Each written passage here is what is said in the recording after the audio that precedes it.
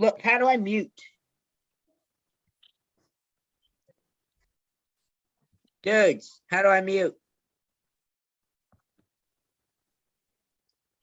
Drew, Just are hit you mute. asking Ken? Just hit mute my audio. There's no voiceover on this computer. What key do I press? Ask your mom to do it. Yeah. All right, I'm Maybe- about to mute myself as soon as my mom gets in here. All right, have fun, Drew. Okay, are we ready? Yes.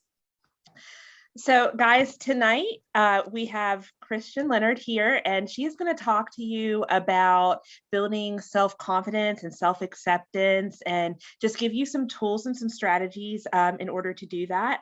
We're really thankful that she's here to be here with us tonight. I think this is going to be really good. And I think there might be some interactions towards the end, so be ready to unmute yourselves, okay? Krystian, thank you so much for being here. We really, really appreciate this. Yeah, I'm really excited. And like she said, I am going to try and interact with you guys as best that I can, so you guys don't have to stay mute the entire time. I'm really excited to be here and talk with you guys about this subject. It was always a subject that I needed to hear growing up. So a little bit about me. I work for the Adventure Group. So LaDonna Taylor actually introduced me to Ellen, and then I was able to have this opportunity to speak with you guys. I work specifically in my personal life. I run a nonprofit organization that helps build self-acceptance into children and teens. I also wrote a children's book, which became published when I was in high school. And so I take it with me to children's hospitals and libraries. It's been shipped to burn centers, hospitals, schools, other organizations, all kinds of places all across the world. And so it's about, it's called Shining Scars. And that's basically my entire platform. It's something that I have personal experience with. I grew up as a kid in and out of the hospital my entire childhood. And so that resulted in several different surgeries and several different physical scars that I have. But I also developed emotional scars throughout each experience that I had. And because I had those physical scars, I looked different than the other students or other kids growing up. And so they didn't really like that about me. It made me a target for bullying and some really hurtful words and hurtful experiences that I had growing up, even into high school. And it was something that I didn't know how to accept as a child because, you're young, and especially for young girls, people compare you and they have dreams to become Disney princesses or, have like those type of beauty standards or standards as to what you're supposed to look like and how you're supposed to be growing up. And I didn't fit those standards. So I was always, kind of neglected by my classmates and my peers. And I didn't like being different by any means growing up. So it was always a struggle that I had. And I struggled with talking to anybody about, being different and be viewed as different from my classmates or from my so-called friends and from bullies. So it was a long journey to figure out, what are some things that I like about myself and how I use those to empower myself throughout life and just day-to-day stuff. So that's a little bit about why I'm here to talk with you guys. If you guys want, feel free to answer any of the questions that I have today. There will be some that I'm going to ask you, and there's going to be some interactive portions where I'm going to ask you to repeat after me, and we'll go from there. Does that sound good to you guys?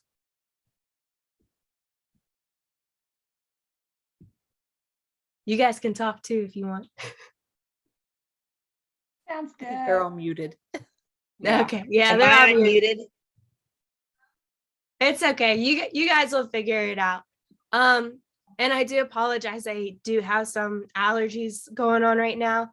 So if I don't sound super clear, just let me know and I can repeat anything you guys want to. So today we are going to be talking about the importance of building your self-esteem.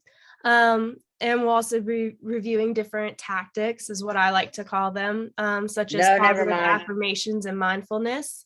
on building self-esteem and how that can be most helpful to you to address how to grow emotionally, and how it affects your whole outlook on what it is to be successful or have a happy, successful life.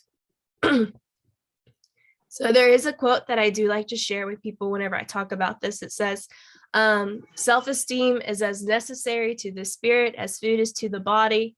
And that is by Dr. Maxwell Maltz. So I do want to ask you guys, do any of you know what self-esteem is? Or do you have your own definition of what self-esteem is?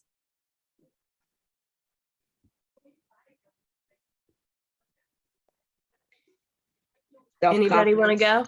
I feel like self-esteem can be like how low or high you think of yourself and your confidence on yourself. Yeah. Does anybody else have anything to share?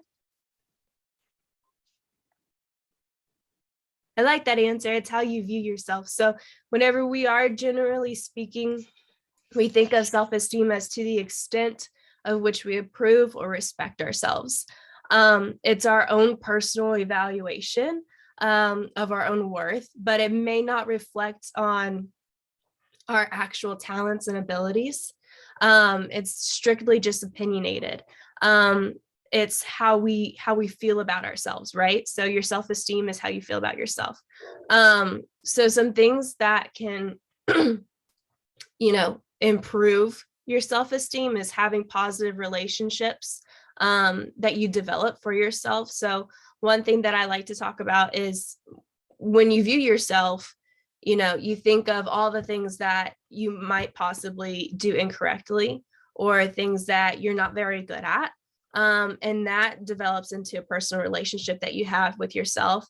But then there's also that little voice in your head that you sometimes don't listen to, but it also, explains the things that you are good at and the things that you are able to do correctly or in a way that is successful. So that also forms into a different relationship. So whenever we think about outsiders' opinions and how that impacts our self-esteem, what's really important is the relationships that you build within yourself. So we're going to get into this a little bit later on, but this is where these things called positive affirmations come into play, and they're a very important role in having self-esteem and having good self-confidence. Growing up, I was constantly, people would look at me and they would see my scars and they would say, "What's wrong with you?" Or "Why would you look like that? Why do you look like that? How did that happen to you?" So those aren't really positive questions that I was asked growing up. They seemed a bit negative, especially when I was just a kid and I didn't realize that there was anything wrong with me. So whenever we have those types of interactions, how can we combat that in our own mindset? And how can we, rephrase the question for them? And that helps you also to build a whole new relationship with yourself and how you interact with other people that's going to impact your self-esteem. Does that make sense? You guys think so? Yeah, I see some head nods. Cool. So the next thing we're going to talk about is like perfection versus accomplishments. So there is a very significant difference between that. So what is or isn't attainable, society is constantly trying to figure out what perfection is, and it's constantly changing, right? So, it might be one thing that's trending one year that could be seen as, "Oh, she's perfect," or "Oh, he's perfect." And then the next 5 years, it could be something completely different and the opposite. So, it's a very dangerous concept to try to aim for or try to claim. The idea behind perfection is that it has a ceiling, it has a point at which you reach and you're at the top of the mountain, right? You reached it, you reached perfection. But that's not really true with life. So your life's constantly going to change. People will come in and out. You have new experiences. You go to different schools. You meet new people. You find new things that you like or that you don't like. So, aiming for perfection isn't going to be good for our self-esteem because we're never particularly going to reach it because things are constantly changing, right? So we want to really focus on what are our accomplishments, what are things that we have accomplished for ourselves.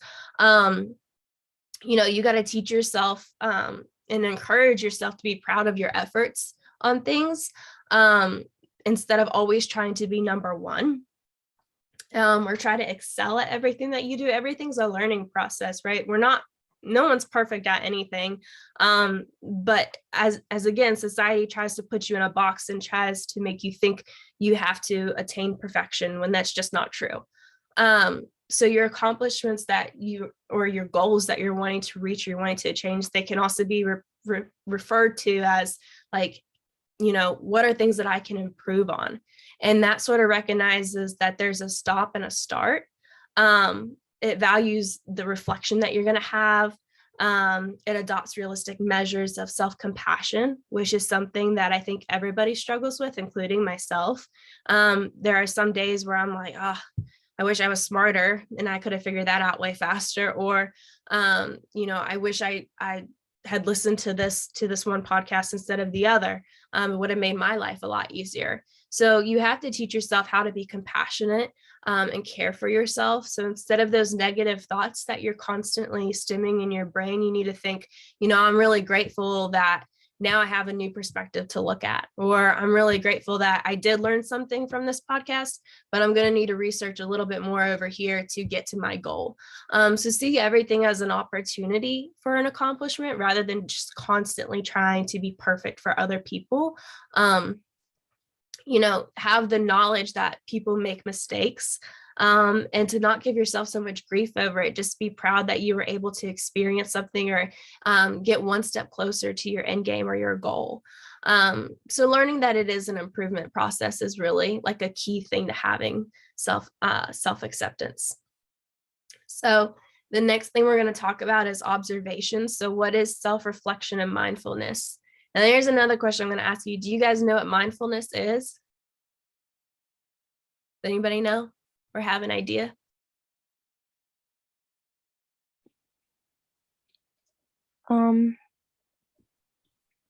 Maybe being aware of what you're thinking. Yeah, that's a good idea. Anybody else have any? Drew. Oh, I think he's muted though. You can't unmute yourself. We should have just had him stay unmuted.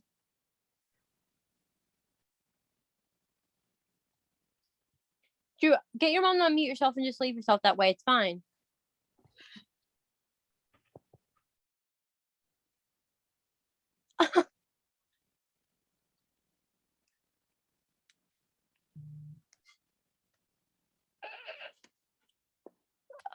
He'll get it. Oh, I think he's texting me. Hold on. Oh, I can't. Oh.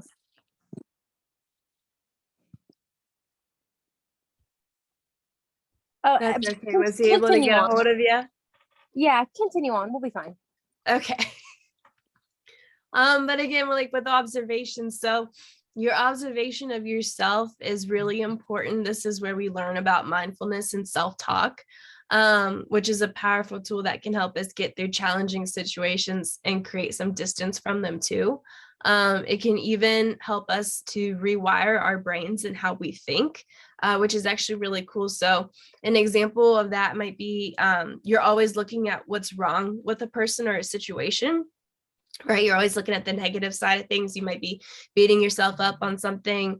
So not only does this negative outlook impact how you feel, but you're accompanying these thoughts to manifest as a neural pathway in the brain. So the first thing that's going to happen to you whenever a similar situation pops up or a new situation pops up is to constantly think of the negative first, since you've trained your brain to think that way. So instead of, thinking about something positive, you're going to think about the negative thing first. But the more and more oftentimes that you practice mindfulness and you just clear your head of the situation, you realize there are some positives too. And the more that you kind of force yourself to think about the positives first, instead of the negatives, you're basically rewiring your brain to constantly think about the positive situations first instead of the negative. So that's going to help your whole outlook on the situation in your life, right? to train yourself to think about the positives instead of the negatives, which can be really hard to do.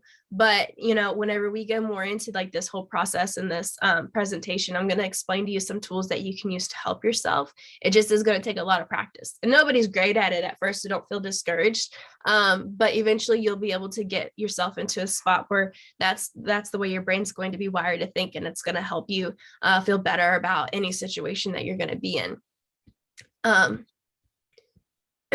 So next we're going to talk about positive affirmations. Do you guys know what those are? Do you guys know what affirmations are? No. Kenzie, do you have an idea?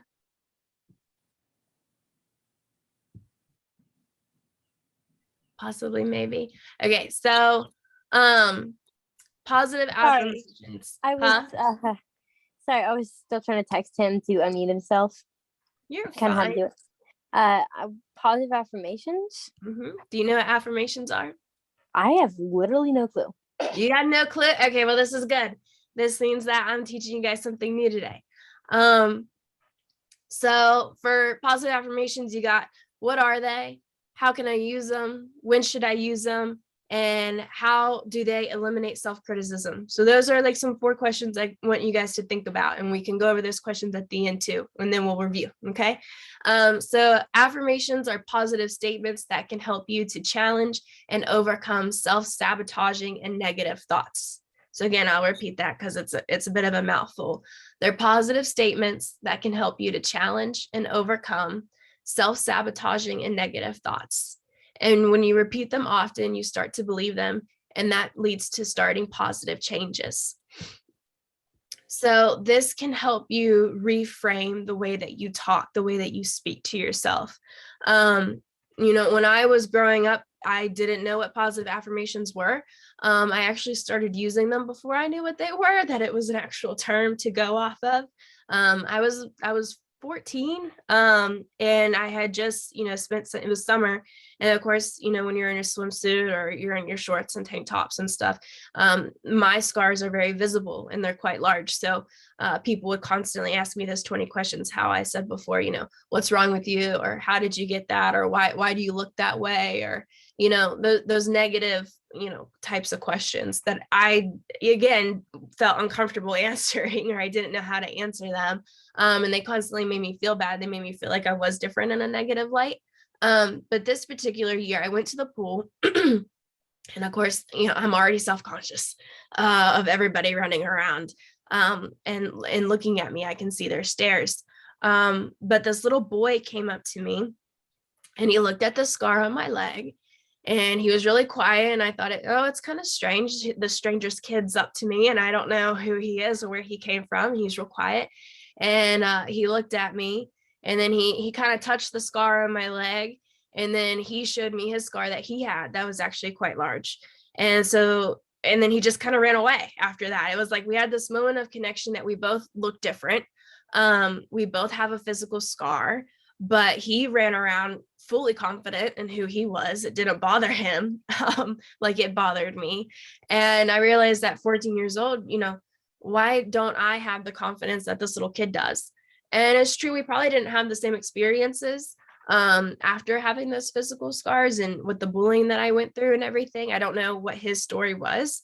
I never found out who he was, but I was always grateful that, you know, he showed me an example of being okay with who you are as a person. So I came home that day and I looked at myself in the mirror and I told myself a lie, which, you know, I know everybody teaches you it's not good to lie. You should never lie. But I lied to myself that day and I called myself pretty for the first time in 10 years. So I went from having my first scar at 4 years old to being 14 years old and calling myself pretty for the first time. And I didn't believe it because, again, I had such low self-confidence and I didn't like the way that I looked because of the way I was perceived by other people. But every day I came home and I told myself a lie. Whether it was that I liked my hair that day or that I liked my braces or that I picked out a good outfit for school. Slowly but surely, every day, you know, those little comments I made to myself, they became positive affirmations that I slowly started to believe in. And that's what helped me to accept myself. Instead of looking for outsiders' approval, I started looking for approval within myself. Now, again, I didn't know what positive affirmations were, but that's kind of what it is. So, you know, whenever you have these positive affirmations, they work best whenever you use like present tense. So I'm sure you guys know what that means, you know, past tense, present tense. You know, you say, I am enough, or I am lovable, or I am worthy. So I want you guys to take a minute and I want you to think about a positive affirmation about yourself. Okay. It could be anything. Like I said, I mean, I would come home and I'd say, I like my braces, or that I was a good friend that day, or that, you know, I was going to get an A on my next test if I tried really, really hard. So those are some examples that you guys can think of. So just give yourself a minute. Think of one thing that you would want to tell yourself that's a positive affirmation. And then I'm going to ask you guys to share them, okay? If you're comfortable with them. You don't have to share them if you don't want to, but I'd like to hear some.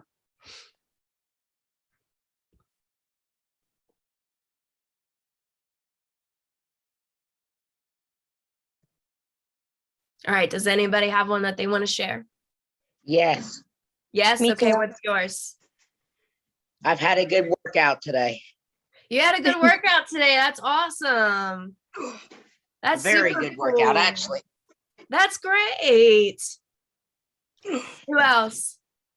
I'm good at riding horses. You're good at riding horses. That's something I'm not Yeah. very good at. My last interaction with a horse, I got bit by one. So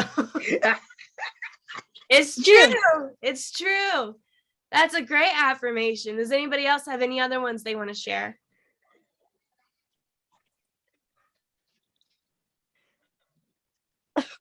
Okay, so I had one that I was telling myself all day today. I told myself, I'm going to have a good connection with these students for this presentation, actually, in front of you guys.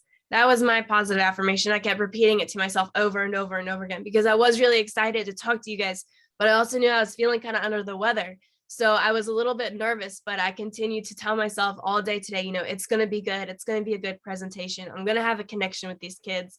They're not going to think that I'm crazy.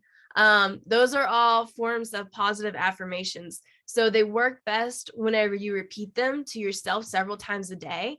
You can use the same one over and over again if you want, like the examples that I gave you, like I am strong, I am lovable, I am worthy, I'm a good friend, or they can change. So back whenever I first started using them, I changed it all the time, like every day. And those are things that are just going to help you have, you know, a good feeling about yourself. And that's what you guys deserve, right? You deserve to feel good in your own skin. You deserve to feel good within yourself. And that's what those are like. That's a key tool that's going to help you accomplish that. Mhm. So whenever you're repeating them multiple times a day too, you know, it's also really good if you repeat them right before you go to bed or right whenever you wake up and you're starting your day, right? So, you know, if your positive affirmation is, I'm going to have a good day, you want to start that one off at the very beginning. And then before you go to bed, you know, think about the rest of the week that you have ahead of you. What's something that you're looking forward to or something that you want to accomplish? And that can be part of your positive affirmation too.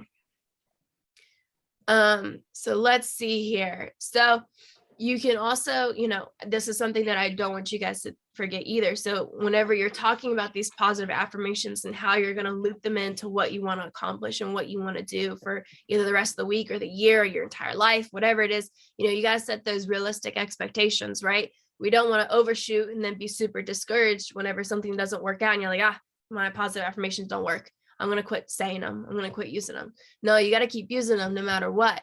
So whenever you set yourself realistic expectations, understand that, you know, you got an idea, you got a dream or a goal, and then you got one step, and then you got another step and another step, and you don't know how many steps exactly it's going to take before you reach that goal. But understand that those realistic expectations follow in with each one of those steps. And you can change your positive affirmation to help you with each step along the way. So that way you can reach your goal. Okay. So let me ask you guys again, what are positive affirmations? They're sorry. You're good. They're words or phrases that you can use that can like lift you up and keep you from like thinking negative of yourself. You're right. Anybody else? Okay, next question. How can you use positive affirmations? Drew, you want to answer?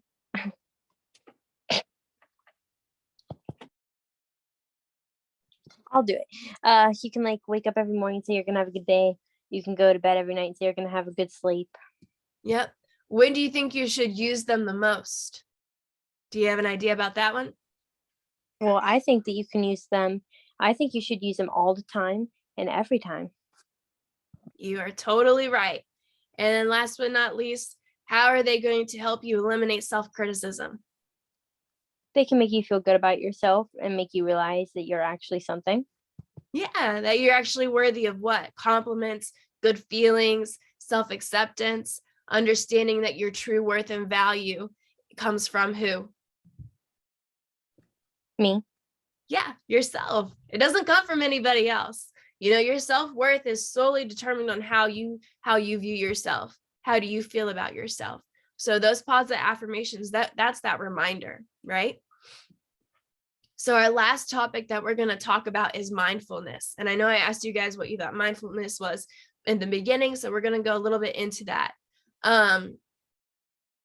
You know, what does it mean to have self-acceptance? So the true definition of it is the act or state of accepting oneself, the act or state of understanding and recognizing one's own abilities and limitations. So you have everybody's got limitations in life.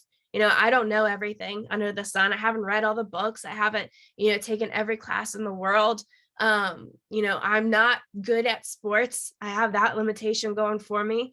I'm not very good at video games either, but I also understand that I have a ton of abilities that I can do, and so do you guys. So it's just helping yourself to recognize that, and that way you can get one step closer to self-acceptance. So, this could even include, what are your abilities? You can think of, well, I mean, whenever I was a kid, an ability that I ended up having way before anybody else was learning how to mow the lawn. It wasn't super fun, and it wasn't something that I enjoyed doing, but I had the ability to do so because I was taught it. So think about some things that you guys have been taught, whether it is riding horses or it is, going to the gym and having a good workout that day. Those are all your abilities. Those are things that you can do for yourself and things that could possibly make you feel good. Like I said, you can put them in your positive affirmations and stuff. How do you guys think that builds your self-esteem, having those abilities? Is it better than just sitting around not knowing what you can do? Just constantly thinking about the negative. I wish I could do this. I wish I could do that. What are some things that you can do that you have been taught, that you have been able to experience, and things that you love to do? Do you guys have any ideas on that? Running. Running? Okay, so I'll tell you a funny story about that. I'm a terrible runner.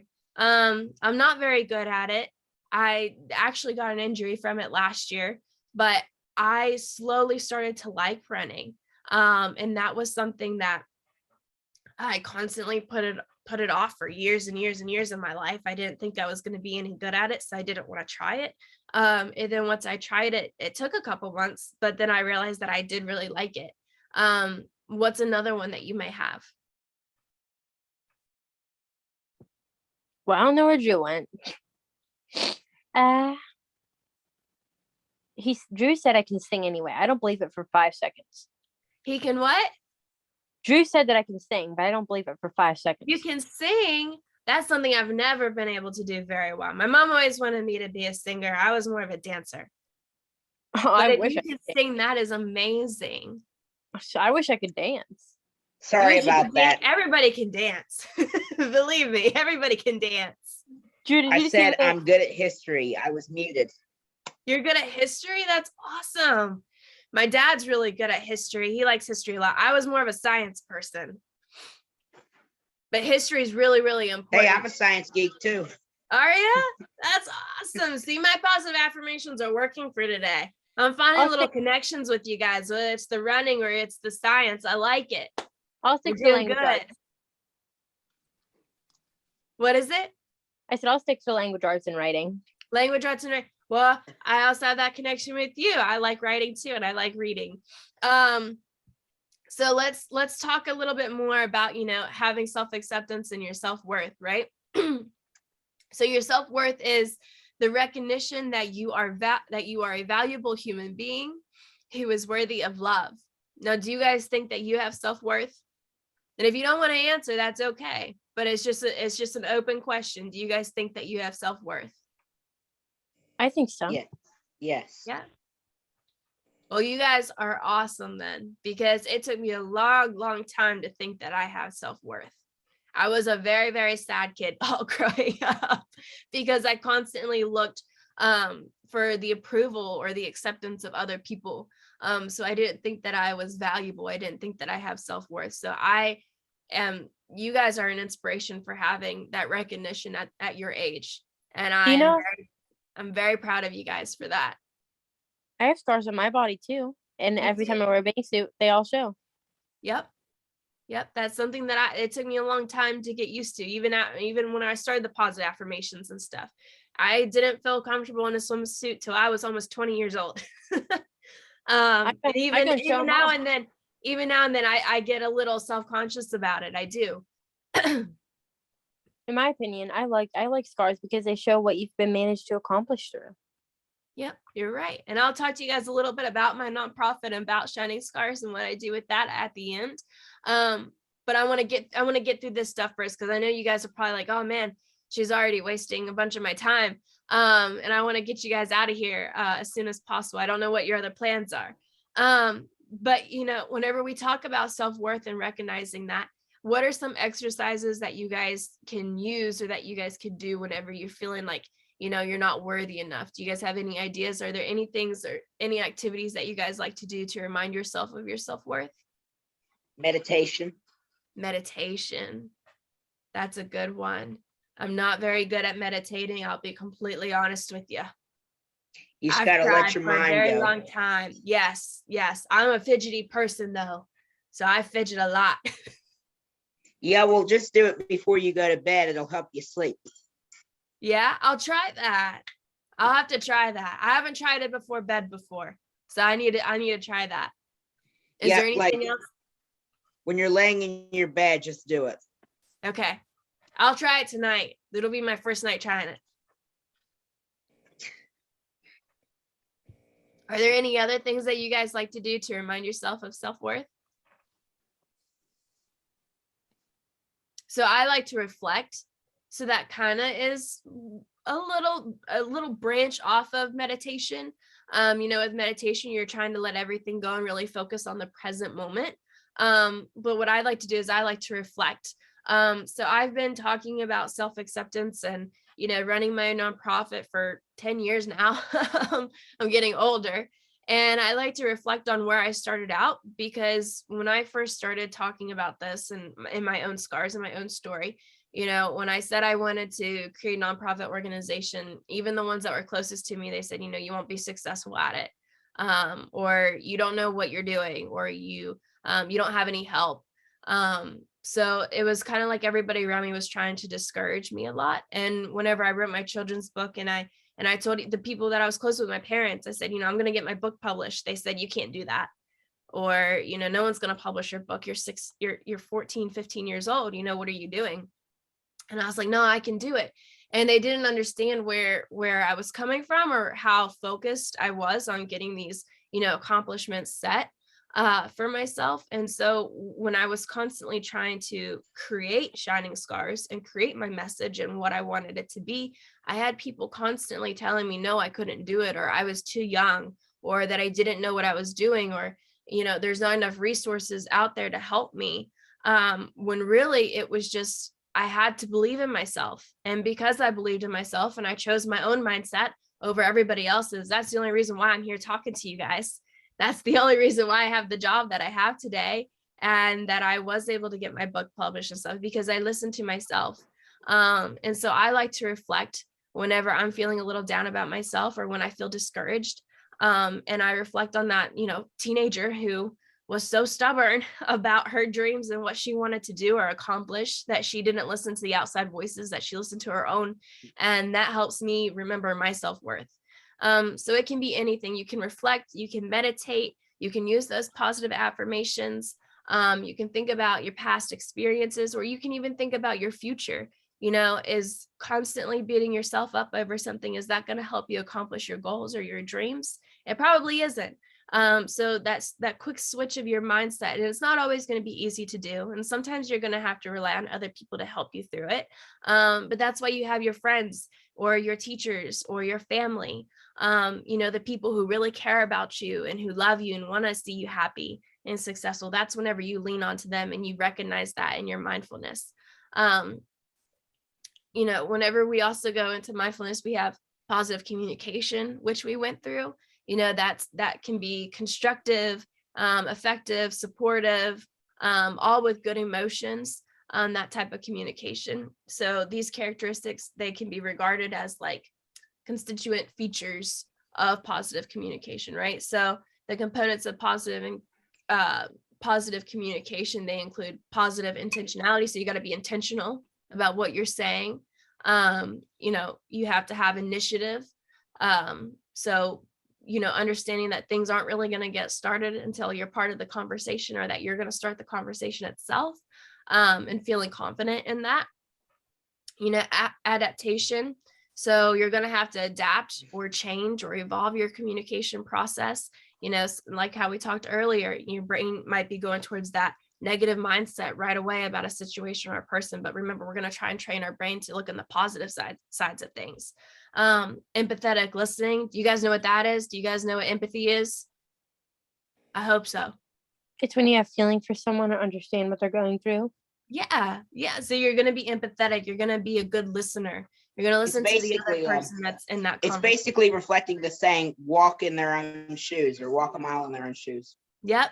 So you're going to try and understand where that other person is coming from. You're also going to try and understand where you are coming from your past. What are the things and the moments and the people that have made you who you are today? And being kind to yourself, showing yourself that kind compassion whenever you're speaking to yourself, even in your thoughts. And then having social support with your communication skills. So that could, just even practicing positive communication with other people, making sure you have those good social skills. With mindfulness, you have what do you guys think goes hand in hand with mindfulness? Kind of what we've been talking about this entire time, right? Being kind to yourself, cultivating kindness. That goes hand in hand with what mindfulness is. So, I know you guys know what kindness is.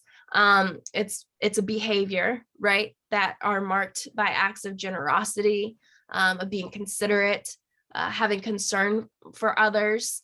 One of the best ways that you can increase your own happiness, this is a fact.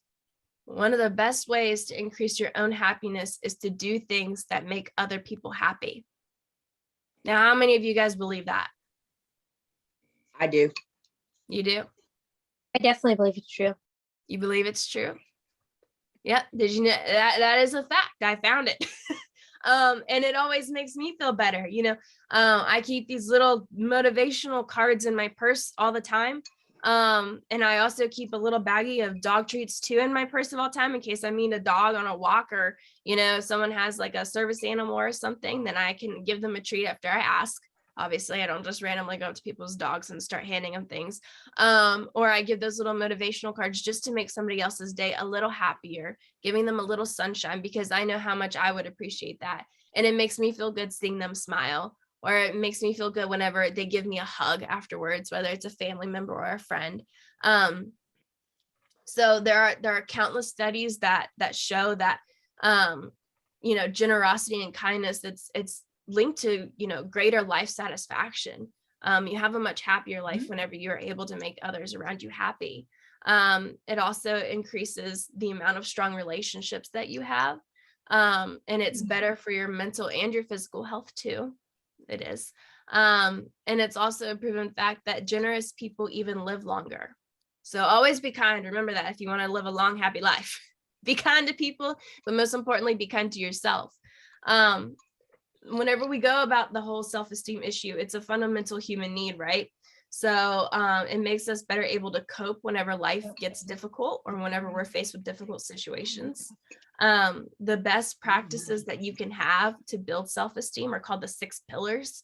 And we're going to go into them a little bit more here in a bit. But first of all, they're going to be living consciously, having self-acceptance, having self-responsibility, self-assertiveness, living purposefully, and having personal integrity. So we're going to break it down a little bit. So the first pillar is the practice of living consciously. So that is having mindfulness in our day-to-day life. This means that we're present in each moment and we're aware of what's going on inside of us as well as what's going on around us.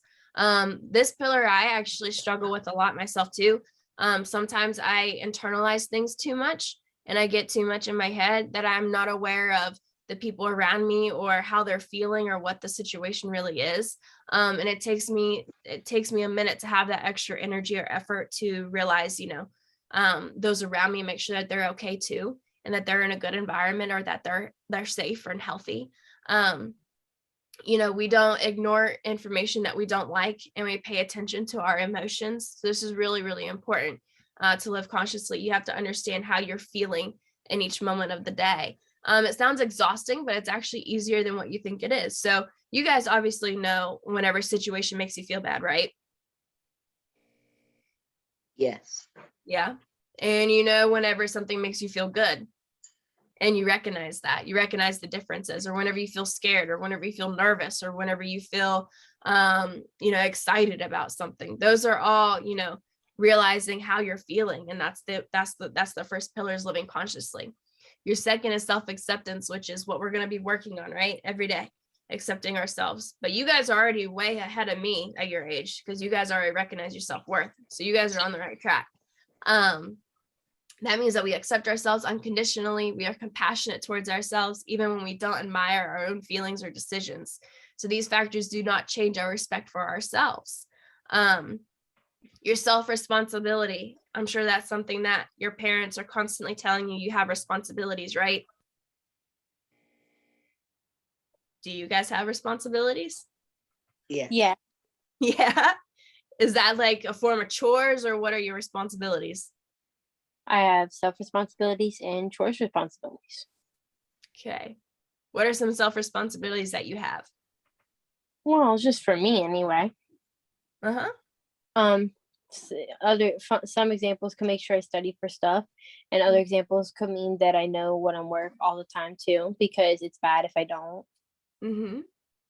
Those are good examples. So self-responsibility means recognizing that we're in charge of our own choices and actions. Like you said, you got to make sure you're studying and you're going to, do good on all your schoolwork and stuff. These are decisions. No one else is going to make them for you, right? These are your own choices that you're going to make for your life and for your future. And we know that no one else is going to be able to change them or fix them for us. We don't blame others for our own choices, and we don't expect others to make us happy. So that's one of the 6 pillars of self-responsibility. Understand that you're responsible for your own happiness. Self-assertiveness. So this is the 4th pillar. It's the practice of honoring our needs and our interests, of expressing them in appropriate ways. We know it's okay to have needs, right? Everybody has needs. You shouldn't feel guilty for it. And that it's acceptable to let others know about them in a healthy way. So if someone is having a conversation with you, and let's say they raise their voice, you have needs to have a, positive communication route, right?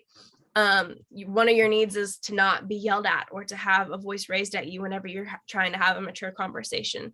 So you can voice your opinion on that matter because it's important to you. It's a need that you have, is to be respected by others and to have a mature, calm conversation with them. So you can let that be known in the situation. Our 5th pillar is living purposefully. This is all about our goals and our dreams. So if we're living purposefully, we set our goals, we take those steps, and we make the plans that will allow us to reach them. We live with our goals in our mind. So do you guys have a goal or a dream that you guys want to accomplish one day? To become an architect.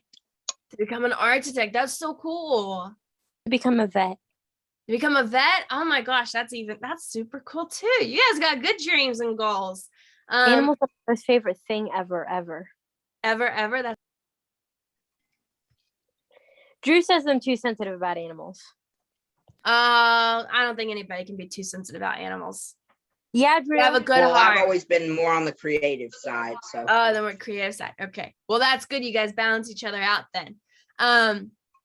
But you guys are going to live purposely, right? You guys are going to take the right steps. That way you can obtain your goals. And that's really important. So if you do want to become a vet, you're going to have to study hard and, do good in all your schoolwork and stuff, and have those experiences that are really important. And if you want to be an architect, it's important that you study the history of architect, right? Find out who your favorite architect is, and, what's their style, what's going to be your style, living purposely, making those little choices and recognitions. That way they can help you in the future. That's really cool. The last pillar is personal integrity. So this means that we have convictions about what behavior is appropriate, and we keep our behavior in line with that standard. You might summarize this pillar as saying that, whenever someone says, if you're going to walk the walk, you got to talk the talk, right? So you can't, be on your little soapbox and say one thing whenever doing another. You got to hold yourself to a certain standard in order to have this last pillar.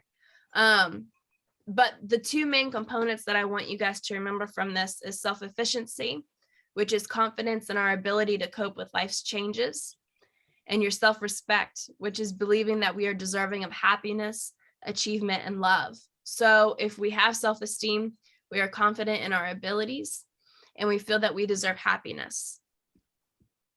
Does that make sense to you guys? Mm-hmm. So far, so good? mm-hmm. Okay.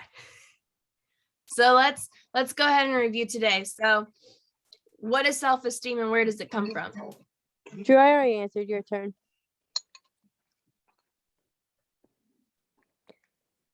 Oh, fine. Anyway, self-esteem is how you feel about yourself, and your confidence in yourself. Mm-hmm. So it comes from ourselves, right? Mm-hmm. Okay. So each of us holds the power to increase our self-esteem. No one else has it. It's only you. I can't control your self-esteem. I can't give you more, and I can't take it away from you. You're in charge of your own self-esteem. Positive self-esteem is really attainable. It's something that you guys are learning, and it's something that I'm really proud of you guys for already, on your journey to having it every single day of your life, and understanding that you are worthy and you have self-worth. Whenever you do achieve this and you feel like you're in a good spot with it, it allows you to feel good about yourself, and it allows you to have a higher quality of life that is also filled with really successful relationships, because you're confident in who you are, and you know that you're worthy of those good relationships. Well, can't people take away your self-esteem? People can try to, if you give them the power to. That was always my struggle. I always relied on other people's opinions about myself, and that's how they were able to take it away from me. Nobody's really necessarily born with self-esteem. I think we're all born into this world not knowing what self-esteem is, not knowing what air is, not knowing anything really. You're taught self-esteem. You're taught what it is to have it. You're taught, how to keep it or how to create it. Not everybody is lucky to be taught that at a young age. I certainly wasn't. It wasn't something that my parents were going to teach me along with teaching me my ABCs. But, I was also taught by my bullies how to take it away from somebody, saying those negative things or being put into situations where I was physically bullied. But, I also didn't reach out for help. I didn't know that was something anybody could help me with and teach me. People can try to take away your self-esteem, but they can only do so if you give them the power. And whenever you realize that you're more powerful, and your own self-worth and your own opinion of yourself is more powerful than what anybody can say, no one's going to be able to touch your self-esteem. They're really not. Their opinions are just going to be, my mom always has this thing, it's called take it with a grain of salt. So that in a salt shaker, there's probably millions of little grains of salt, right? And whenever someone says something mean to you, it's just that one tiny grain of salt. It's not going to really impact you too much. It can, if you let it, get into your eye or get into a cut that you might have, like lemon juice in a paper cut, that feels terrible, right? You just got to take it with a grain of salt, though. You just kind of have to let it blow off with the wind and understand that they're coming from a place of hurt, or they have been hurt in the past. And so that's what that's where their mindset goes constantly. Remember how we rewire our brains to think positive about a situation or person first. Their brains are wired to think the negative first. And that's a shame, but there are those people out there. They're always going to be out there. But understanding that your own self-esteem just comes from you, no one can take that away from you. And you shouldn't never let them either. I spent way too many years wasted in my life having other people take away my self-esteem. And people still try to this day, don't get me wrong. Strangers or, girls that try and be my friend at first, and then maybe it doesn't work out, or they're upset about something that I did or didn't do. Sometimes those things just happen with life. And the older that I get and the more I recognize, and I constantly remind myself of, having those positive affirmations, having that mindfulness, understanding those 6 pillars and how they're going to get me further in life than that one comment or that one person. That's the end goal, right? That's how you keep your self-acceptance. Whenever you love yourself, your self-esteem will naturally boost, right? Your affirmations, they'll help to replace negative thoughts with positive ones, or even negative words that have been spoken to you or about you.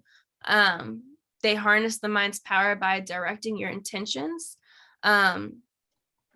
towards your best or better self, and your happiest life. So affirmations are known to even lower your stress levels too. So if you find yourself in a situation where people are being particularly cruel, or you're in a situation that you don't like, or you feel uncomfortable, or you're upset, or it's a negative situation, repeat those positive affirmations to yourself and calm yourself down a little bit. So that way you can have that full sense of mindfulness and understand the situation, and what you're going through, and how you can possibly, leave the situation if you want, or get help. Mindfulness practices, they help us to increase the ability to regulate our emotions. They decrease stress, like I said, anxiety and depression. It can also help us focus our attention, as well as to observe our thoughts and feelings without judgment. So no one likes to feel like they're being judged, right? Do you guys ever feel like you're being judged about things? Oh, since I'm blind sometimes, but I don't care. But you don't care. So that's good. That's having that own, yourself as your own sense of self-worth. That people are always going to judge. People have judged me every day. That is a part of life. But understanding that, their opinion doesn't matter. It's the opinion of yourself. As long as you're behaving appropriately and you're not being cruel to other people, always keep that in the back of your head. Always be nice. Cultivate kindness. If you like me, you don't. If you do, that's great. Right. You're not going to be everybody's, favorite flavor of cake, right? And not everybody's going to be your favorite flavor of cake. Everybody's different. That's kind of what makes the world beautiful in its own sense. Understanding that there's always going to be that group of people that's just for you, and that's awesome. But don't ever, be upset if somebody isn't going to be a part of that group for you. Just understand that it just wasn't a good fit, and that your people are out there. It took me a long time to find my people, but I'm really happy that I finally did.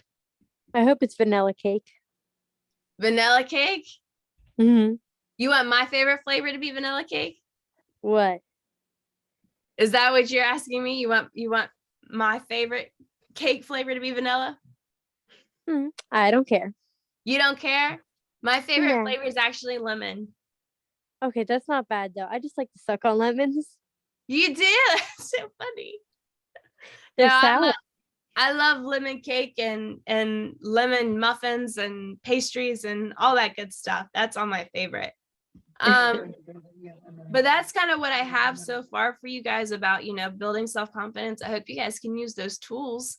But if you guys have any questions about me or about Shining Scars or what we went over today, I'm happy to answer any questions that you guys have. I'm good. You're good? Yep. You want me to? Go ahead. I was just gonna say something, because I I'm Drew's mom, sorry. And then we talk about this a lot because like he was low vision before and then he went to no vision. So it was like a big, huge, like just, getting like adjustment, and I think a lot of the things like we struggle with was the fact that, people say, oh, well, it's a disability. It's a disability. We hate that word in our house. Like we don't say disability, we say alterability, because it's not that he can't do something. It just is that he has to find a new way of doing things. Right. And I feel like looking at it a different way and looking at yourself a different way, saying, well, I can do whatever, but I can do everything everybody else can. I just have a different way of doing it. You And tweak it a looking little at bit. a positive way, like finding new ways of doing things. It's like you're a problem solver and it's not a problem anymore, it's just something to fix, like, or just fun to work with. Like he started doing track, playing in the band, Mm. and I've seen such a big difference in him just as he started to embrace everything, and like accept himself, I don't like to use the word disability either. that word. So you and I are on the same page as that. A lot of the kids and teens that I work with, I've been doing this for 10 years now. I've met kids of all walks of life. The biggest organization that I work with right now too is, they help children and babies that are born with cleft palates or cleft lips. Because those babies, they're not even able to bottle feed correctly or anything. So this company, they put together these care packages and they do insert my book in there, Shining Scars for the families. And then they have them like the special bottles or a stuffed animal, or, they can customize it to their needs and what they need.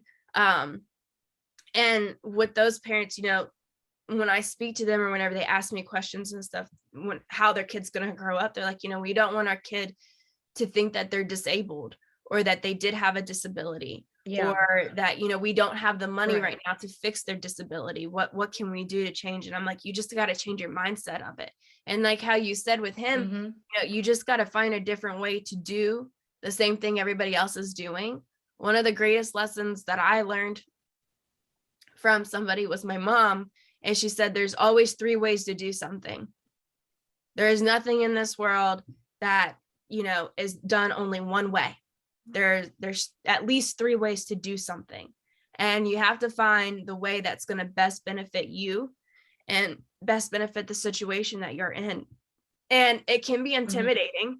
It can, you might feel lost or you might feel a little uneasy or overwhelmed because you're not taking the normal route or you're not doing it the way other people are doing it, because of society is like, you got to be on this one track. You got to look like this. You got to speak like this. You have to dress like this. You have to act like this. It can be very intimidating to be different or to be, unique or unusual, whatever the word is that you want to use. But understanding, like you said, once he understood to accept it and accept himself little by little, he's experiencing new things. He's able to accomplish the same things that his peers are, just in a different manner. And that's a really brave thing to try to do. That's extremely brave. And people don't realize that unless you are thrown into this world or you grew up in this world of being different or being unique or, having an alter ability, whatever it may be, people don't understand that. They don't experience it. So they don't really know. But it's always important to encourage ourselves continuously to keep experimenting and keep trying new things. And, if there's that saying, try and try again, if you fail, try again. I can't tell you how many times I went through my teenage years or even my early 20s. I'm in my mid 20s now, but, I was doing stuff that was unusual, that people didn't understand and they didn't like it, or it didn't follow under the category of being normal. And so I was kind of cast out a lot by, groups of kids at my school or whatever it may be. And people kept telling me, you're weird, you're strange. Why are you doing this? Why aren't you normal? Why don't you do normal things? And it was hard sometimes, but I realized that there was a bigger picture, and I realized, this is what's going to make me happy is speaking with other people who have similar stories to me, or maybe they don't, just trying to make the difference in someone's life and help them on that journey of self-acceptance a lot sooner than what I made it. so what he's doing right now and being that brave and understanding, I can do the exact same thing. It might look different or it might feel different, but I can be just as successful as anybody else. Even people who don't have, certain obstacles and stuff, they have a hard enough time believing in themselves as it is. And he's able to outshine them in that way because he's learning, and he's obviously got a good support system. If mom's here speaking and saying, sorry. It's Is it okay awesome. is it okay if I say something? Sure. Drew will do whatever he wants, and a lot of it, I'll be doing it right with him. Yeah. Because being blind is not a disability. It is me, and it is an experience for me. Mm-hmm. You're totally Thank right. you, Kenzie. Because it's an experience that I love her. Sorry. it's an experience that is so unique to you, right? And it is what you make it. And you guys are really lucky to have each other. That's awesome. That's incredible. And I think you guys are really lucky to have the parents that you have, the teachers that you have, the people that are on the screen. It's a wonderful, wonderful thing that you guys have that many people look for in their lives. I'll And torture Drew the whole way. I once heard a very, very, very wonderful saying: be what you want to be, not what others say you can be. Yep. Be what you want to be. And I think that one thing that everybody wants is to be happy, right? Yeah. Want you to be happy. Yep. And that happiness can come from yourself, right? Yeah. Yeah, Drew. You